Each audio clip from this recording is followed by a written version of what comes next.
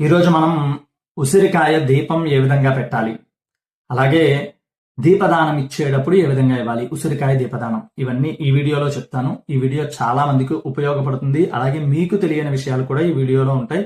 అందరికీ షేర్ చేయండి. పూర్తిగా వీడియోను చూడండి.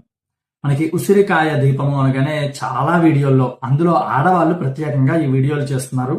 ఉసిరికాయని కట్ చేసి లోపల గింజ తీసి దా ప్రదేశంలో నేతి ఒత్తు ఉంచి దీపాన్ని దానం ఇవ్వాలి అని చెప్పి. అది చాలా పెద్ద తప్పు, దోషము కూడా. మీరు క్షీరాబ్ది ద్వాదశి వ్రతంలో కానీ, తులసి చరిత్రలో కానీ, అనేకమైన పురాణాలలో, అందులో ప్రత్యేకించి కార్తీక పురాణంలో చెప్పబడింది దీపాలకి ఉసిరికాయని నైవేద్యంగా సమర్పించమని.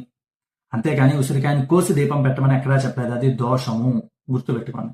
అలాగే ఎన్ని ఉసిరికాయలు నైవేద్యంగా పెట్టాలి? 2 దీపాలను ఏర్పాటు చేసుకుని 11 ఉసిరికాయలు వాటి చుట్టూ పెట్టి నైవేద్యంగా సమర్పించి ఆమ్ల ఫలాను నివేదయామి అనేటువంటి సంకల్పము చేత